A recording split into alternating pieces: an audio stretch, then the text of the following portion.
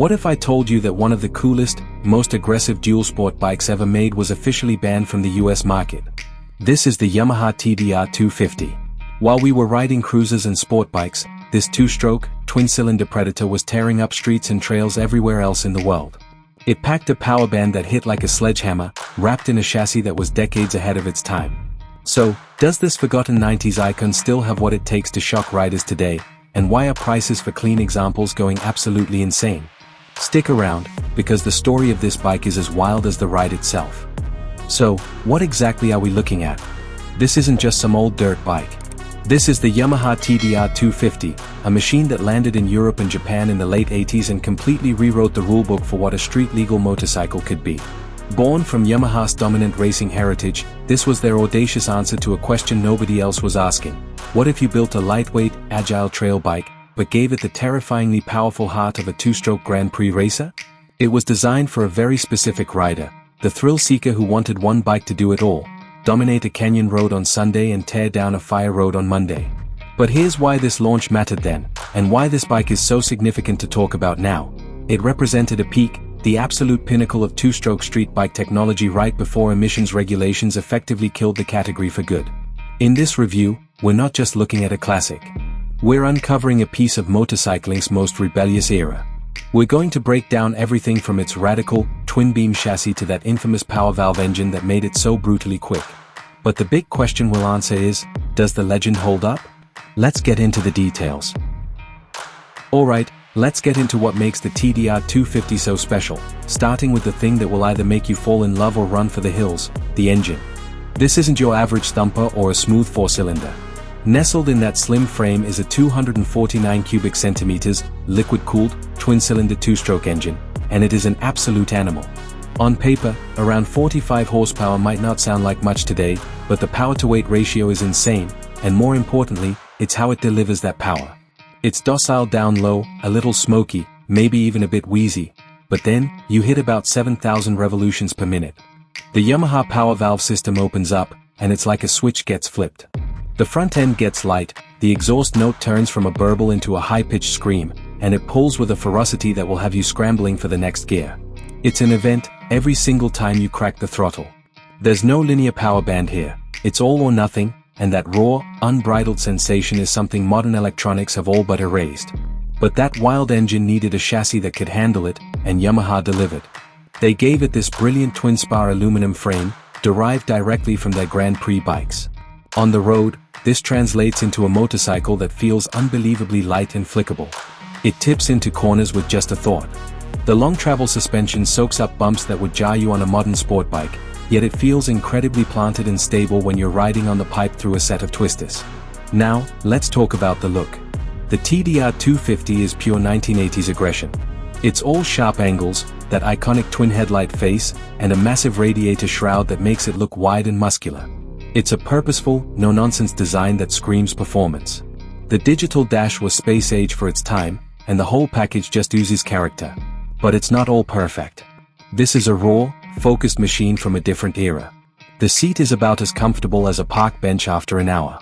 The fuel economy? Let's just say you'll be good friends with the gas station attendant, especially if you live in that power band.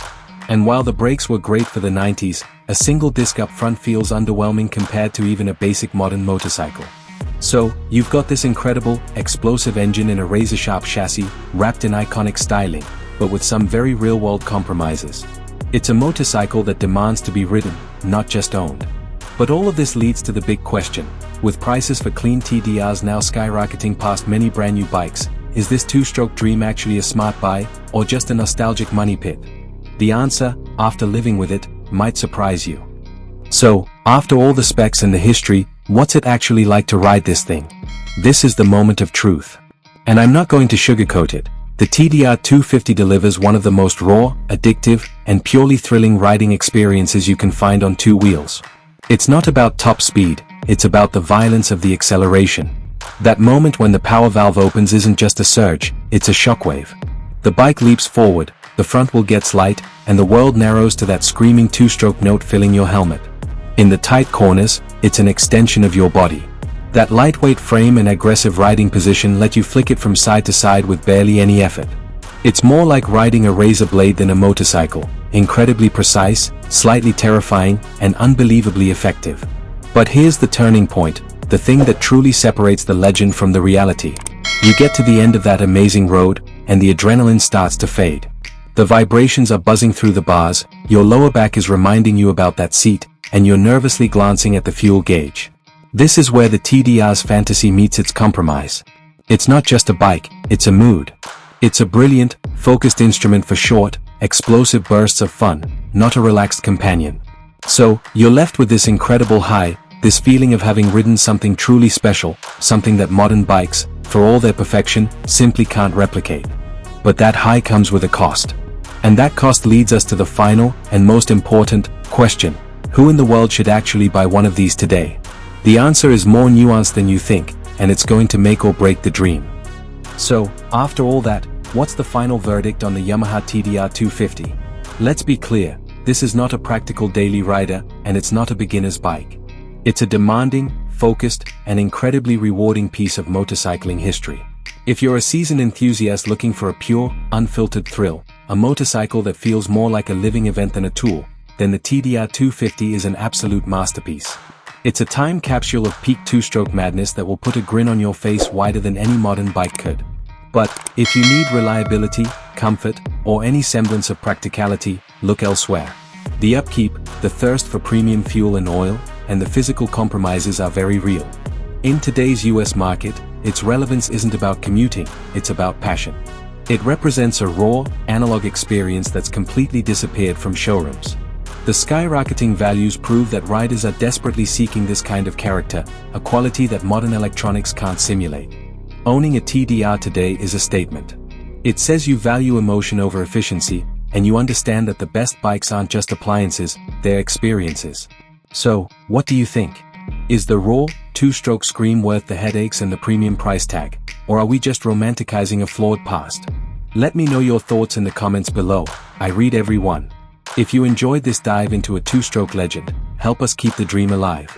Smash that like button, subscribe for more content on the bikes that matter, and I'll see you in the next video.